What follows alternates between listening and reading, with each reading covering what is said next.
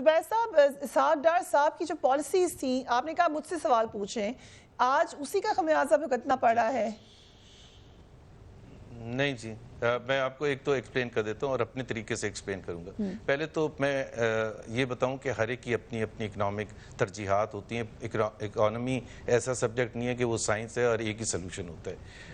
ہمارے نزدیک جو اس حکومت کو جب اہداف ملے تھے، جب یہ آئی تھی، تو 10 میں سے 8 میکرو اکنامک انڈیکیٹرز بہت اچھے تھے، پازیٹیو تھے، جس میں ٹیکس ریونیوز ریکارڈ ہائی تھا، انٹرسٹ ریٹ لوئسٹ لیول پر تھا، انفلیشن لوئسٹ لیول پر تھا پچھلے 20-25 سال میں، ڈسکاؤنٹ ریٹ 40 سال میں لوئسٹ لیول پر تھا، and so on. I can count several other very positive indicators. ایک پرابلم تھا، صرف ایک، وہ تھا کرنٹ اکاؤنٹ ڈیفیسٹ کا. اب کرنٹ اکاؤنٹ ڈیفیسٹ 19 بلین تھا، بالکل ڈاکٹر صاحب نے صحیح کہا، اور وہ پچھلے 9 مہینے 10 مہینے میں اس کو کھینچ کے 15 بلین کر دیا گیا ہے. اس وقت تقریباً 15 بلین پر ہے.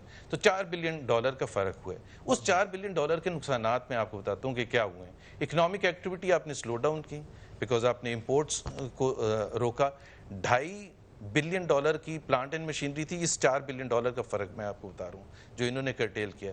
پلانٹ اینڈ مشینری آنی بند ہو گئی اور آپ کی اکنامک ایکٹیویٹی سلو ڈاؤن ہو گئی. اکنامک ایکٹیویٹی سلو ڈاؤن سے مطلب ہوا کیا ہے؟ $313 بلین کی ہماری G D P first time after 2 decades shrink ہو کے فرسٹ ٹائم شرنک ہوئی ہے.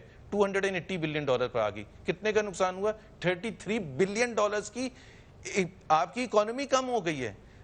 پر کیپٹا انکم میرا اور آپ کا اور ہم سب کا، جو ڈاکٹر صاحب کہہ رہے تھے نا کہ امیروں کو تو چھوڑے نا، ہم سب ایوریج پاکستانی پر کیپٹا سے کاؤنٹ ہوتے ہیں. 8.2% کم ہو گیا ہمارا پچھلے 10 مہینے میں اس اکنامک ایکٹیویٹی کو سلو ڈاؤن کرنے سے. $20 بلین کی تقریباً اسٹاک ایکسچینج سے رقم نکل گئی ہے. سو یہ میں تو آپ کو صرف موٹے موٹے بتا رہا ہوں. 41 لاکھ لوگ غربت کی لکیر سے نیچے چلے گئے ہیں. 11 لاکھ لوگوں نے جابز لوز کر دیا. آپ کی اپنی انڈسٹری میں اس کا ایویڈنس آپ کو مل جائے گا. مجھے کہیں اور جانے کی بات نہیں کرنی رہی.